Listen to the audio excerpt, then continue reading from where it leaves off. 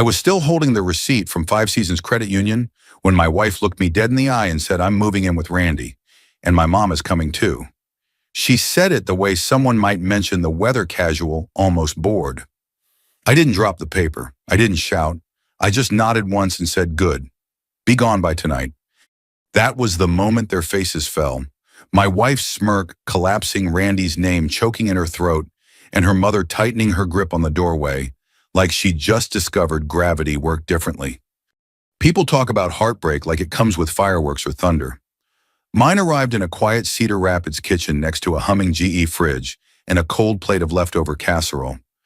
Only after that moment did everything begin to blur and sharpen at the same time. My name is Samuel Sam Whitaker, and at 57 years old, I thought I understood what marriage meant. I grew up in Waterloo, moved to Cedar Rapids in my 20s, built a steady life working maintenance for the school district, and did everything the right way, or at least I tried to. I believed in sticking things out in loyalty and helping family when they needed it. And that belief, that stubborn, old-fashioned loyalty, is how I ended up spending the last 9 months paying off $165,000 of debt that didn't even belong to me. It started with a whisper over dinner, my wife Carla saying her parents had fallen behind on a loan. Then came a second loan, then unpaid medical bills, then credit card debt stacked so high I wondered how they ever slept at night. Each time she looked at me like I was the only lifeline between her family and ruin.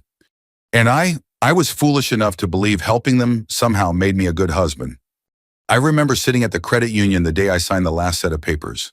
The loan officer, a woman named Karen, kept saying things like, "You're doing a noble thing, and family is family."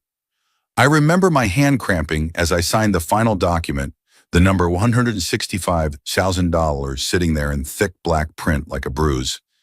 Carla didn't even come with me that day, said she was getting her hair done. So when she stood in our kitchen that Tuesday afternoon and announced she was leaving, I shouldn't have been shocked, but I was. "You're what I finally managed." Carla folded her arms. "I said I'm leaving. I'm moving in with Randy, and Mom is coming too. She needs support."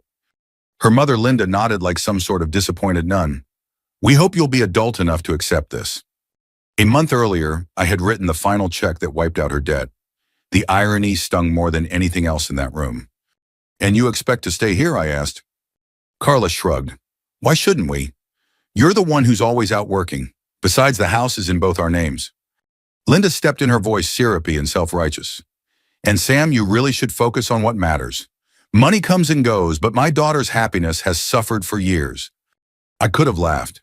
Instead, I inhaled slow and deep, the kind of breath you take before stepping into cold water. "Good," I said, my voice even. "Be gone by tonight."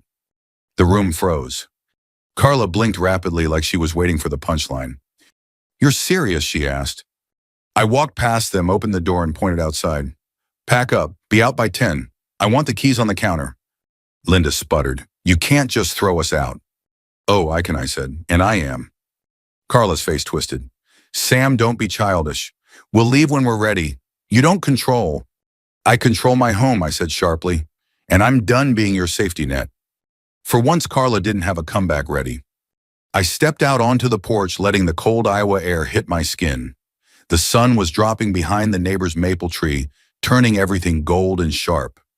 My hands were shaking, not from fear, but from the sudden clarity that washed over me. Everything I believed about my marriage had been a lie. Everything I gave had been taken for granted. Every sacrifice had been fuel for their convenience. But I also knew something: Carla and Linda weren't nearly as smart as they thought. They assumed I'd fold, that I'd be too stunned or too soft to push back. They assumed that draining me dry made me weak. They were wrong. As I stood on that porch watching the light fade over Cedar Rapids, I realized something simple and powerful. I wasn't the one who'd lost anything, not yet. But they would. And it would start sooner than they expected. I stepped back into the house, folded the credit union receipt, carefully slid it into my wallet, and said to myself, "This isn't over, not by a long shot."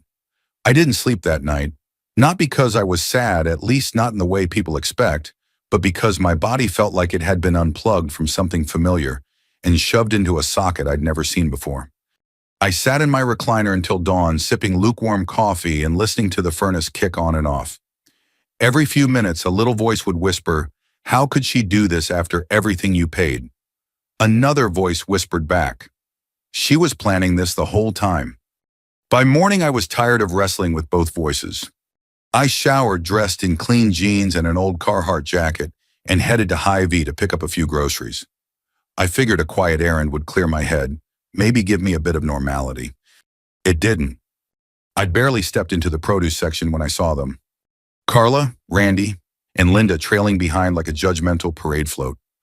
They weren't whispering. They weren't hiding. They weren't even pretending to feel guilty. They were laughing loudly. Randy had a hand on the cart, pushing it like he owned the place. He was wearing a new gray hoodie, the kind I knew wasn't cheap. Carla was tossing steaks, wine, shrimp cocktail, and imported cheese into the cart like she was filming a cooking show. And then Randy reached into his pocket, pulled out a familiar blue card, and held it up. My card, my damn credit card. I ducked behind a display of apples, my heart thumping like I'd run 10 miles. I wasn't scared, I was humiliated, enraged, sick to my stomach. I watched as Carla leaned into Randy, laughing at some stupid joke, her hand brushing his arm the way she used to brush mine. Linda spotted a display of holiday pastries and clapped her hands.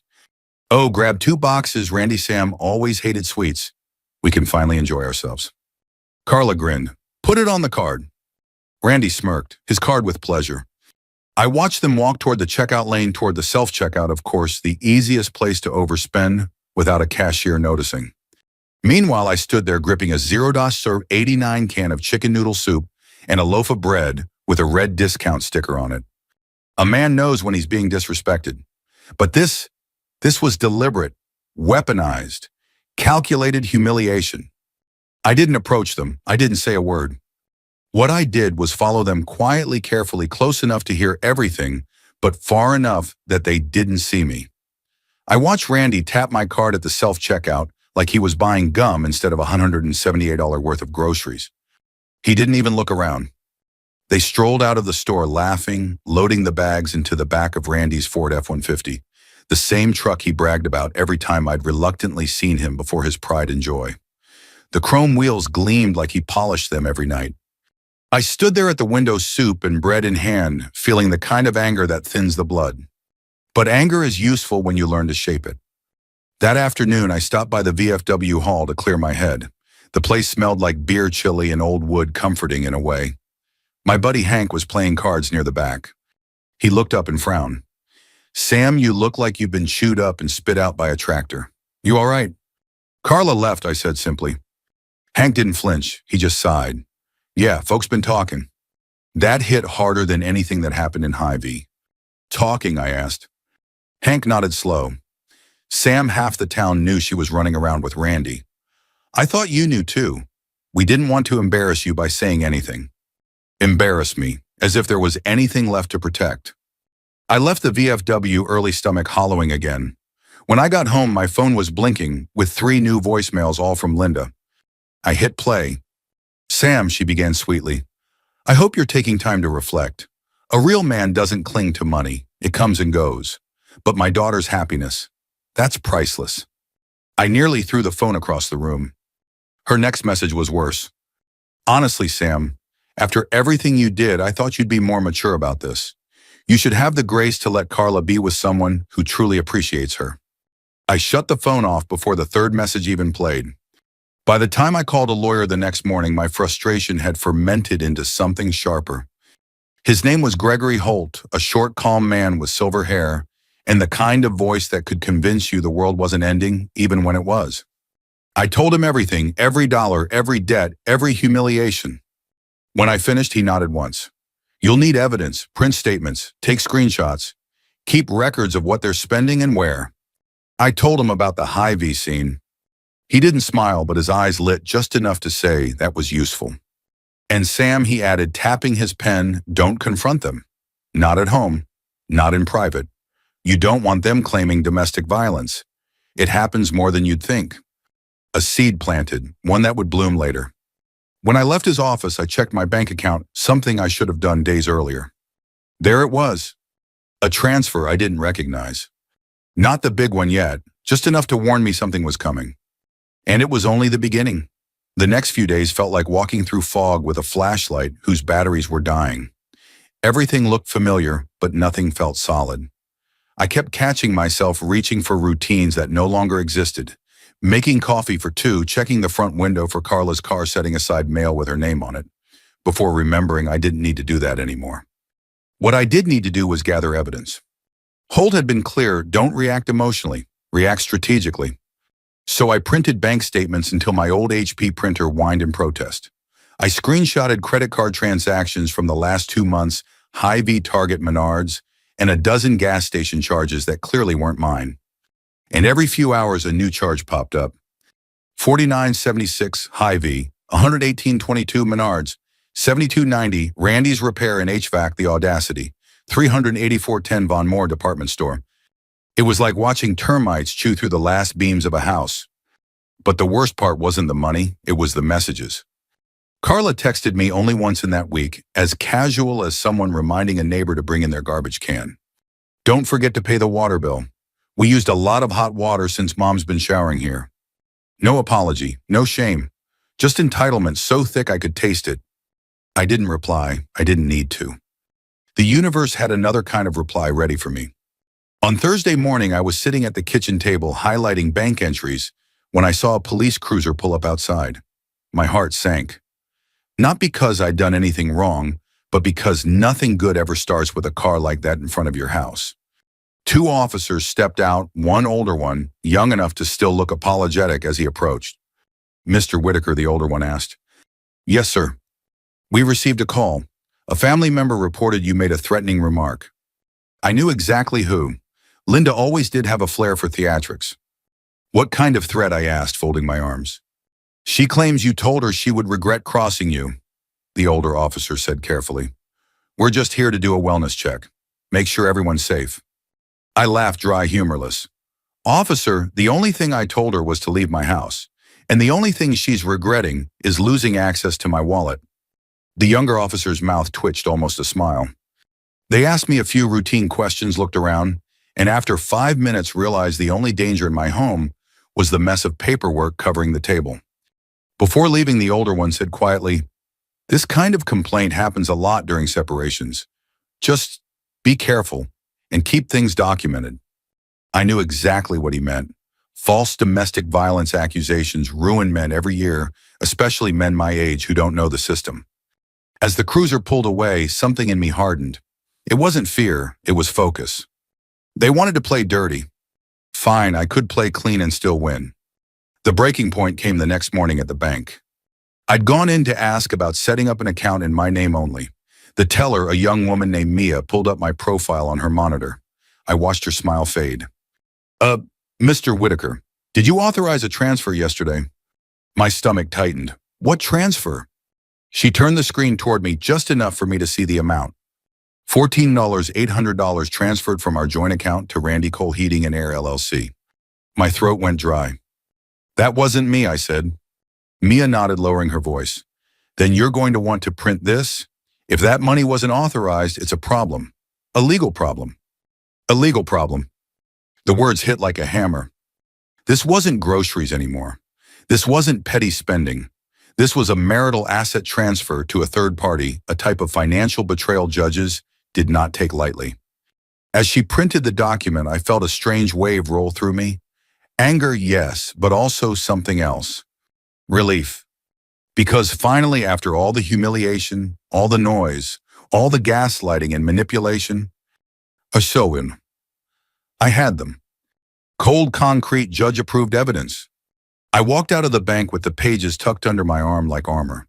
The sky was gray and heavy, the kind of Cedar Rapids morning that usually made me want to crawl back into bed. But that day, the air felt sharp, charged, almost electric. I sat in my truck, gripping the wheel, the papers trembling in my hand. They thought I was weak. They thought I'd roll over. They thought age made me soft. But all they'd done was hand me the rope they were about to hang themselves with. I looked at the document one more time and whispered, "Now I've got you." I didn't go home right away. Instead, I drove straight to Holt's office with the $14,800 transfer receipt still warm from my hand. He was in the middle of another meeting, but when his receptionist showed him the paper, he stepped out immediately. He read it once, then twice, then his eyebrows lifted in a way I hadn't seen before. Sam, he said, lowering his voice, this is exactly what we needed. I exhaled for what felt like the first time in a week. So what now?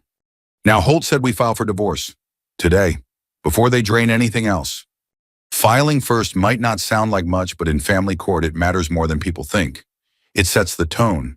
It establishes control. It signals to the judge that you're not the one being reactionary, you're the one taking responsible action. But Holt wasn't done. He tapped the $14 $800 transfer line with his pen.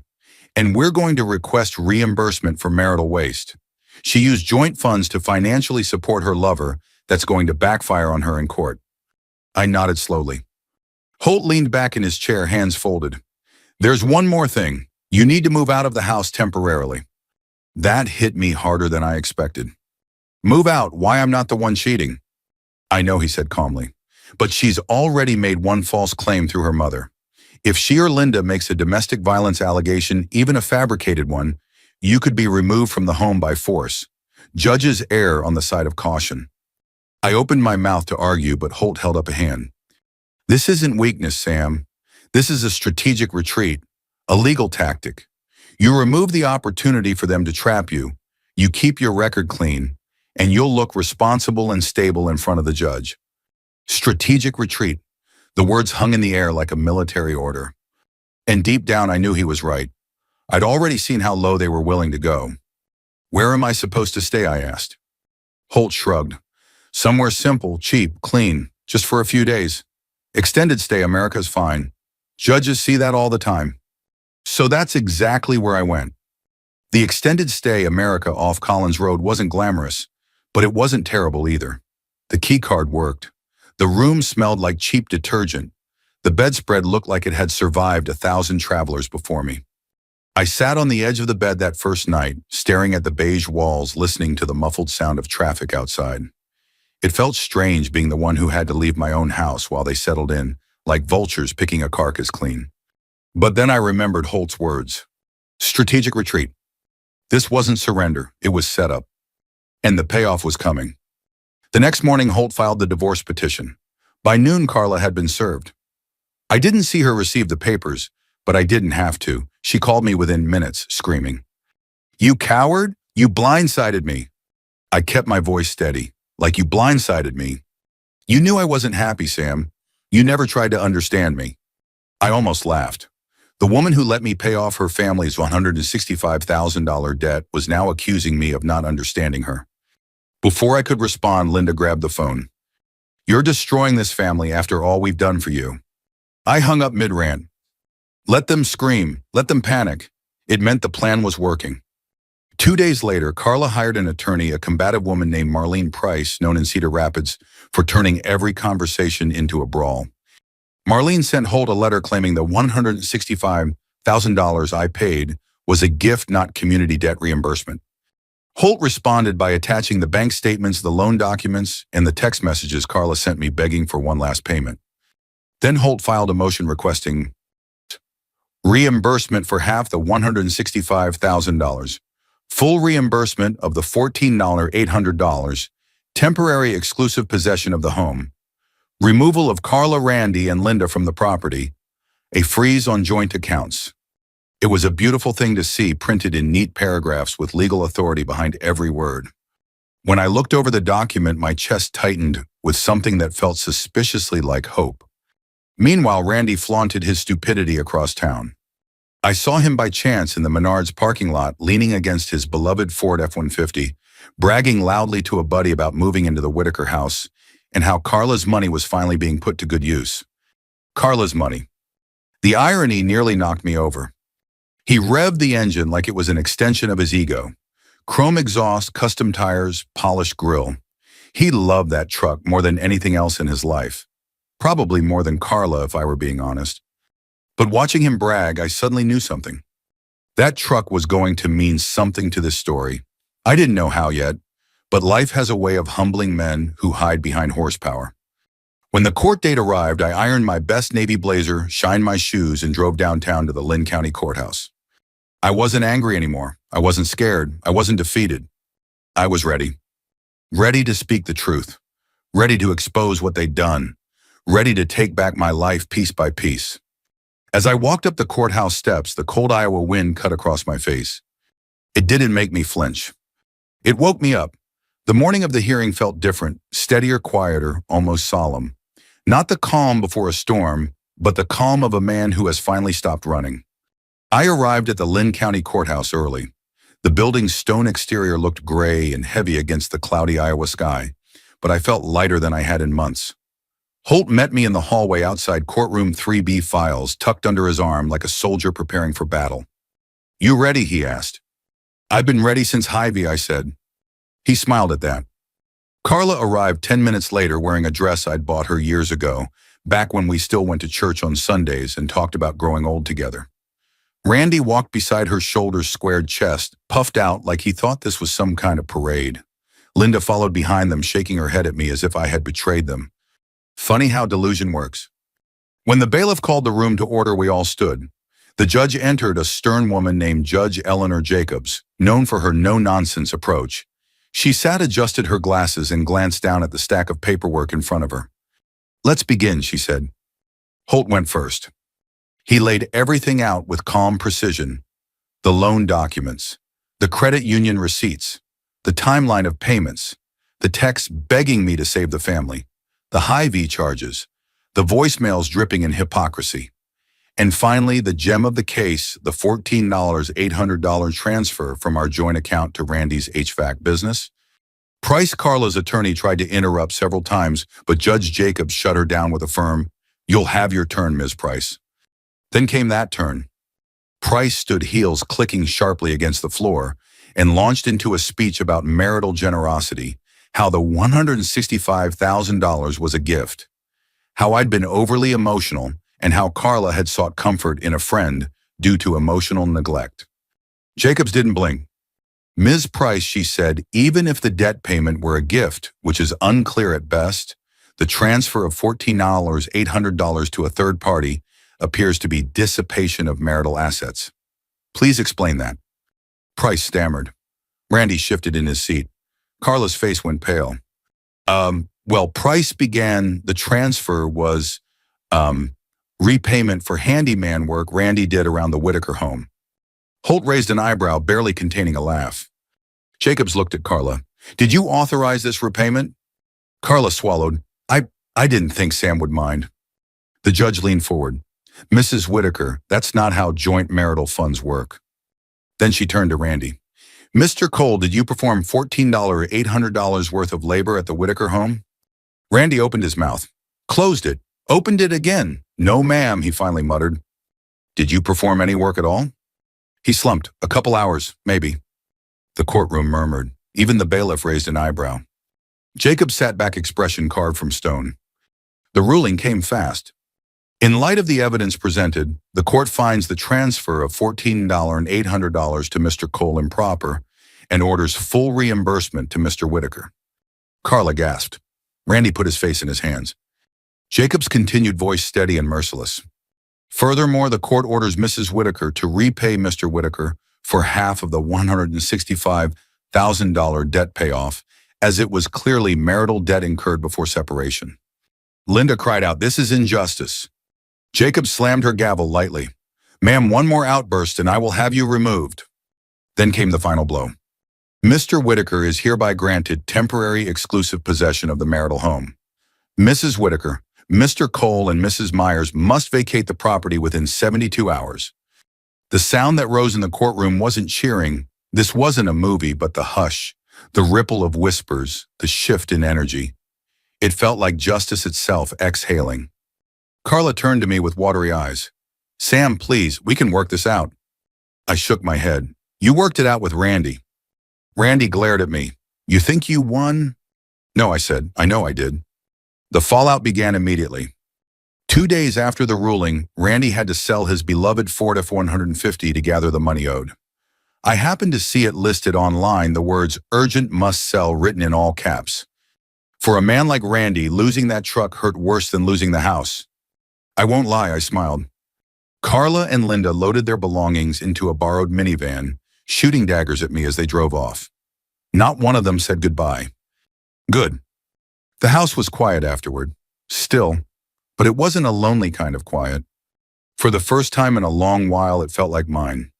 That night, I went out back, fired up the grill, and cooked myself a thick porterhouse steak, the first one I'd made in 25 years, without someone complaining it was too rare or too expensive.